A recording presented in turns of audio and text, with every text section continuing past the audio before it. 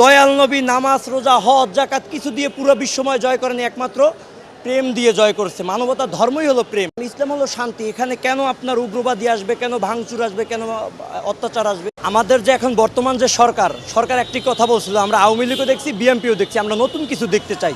তাহলে নতুন কিছু মানে আতঙ্ক। আমার বিষয়টা আজকে এই কথাই আমি বলতে চাচ্ছি, আমার কথাগুলার যে আজকে যে বাংলাদেশে মাজার ভাঙচুর হচ্ছে, এটা কিন্তু এখন এই বর্তমান সরকার আসার পর থেকে, এর আগে হয় নাই। তাহলে বর্তমান সরকার যদি এটার পক্ষে থাকে, তাহলে নীরবতা পালন করা হলো ভাঙচুরের পক্ষে।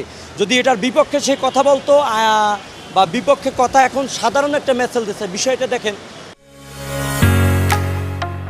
ঢালাইয়ের সেরা প্রিমিয়ার সিমেন্ট। বাংলাদেশ ইতিহাস, বাংলাদেশ আপনার ধরেন স্বাধীন হয়েছে কত বছর, ধরেন আমি 100 বছরই ধরলাম, 100 বছরই ধরলাম, কিন্তু এক একজন অলি আল্লাহ বাংলাদেশের বুকে আসছে 700 বছর, 800 বছর, 1000 বছরও আছে।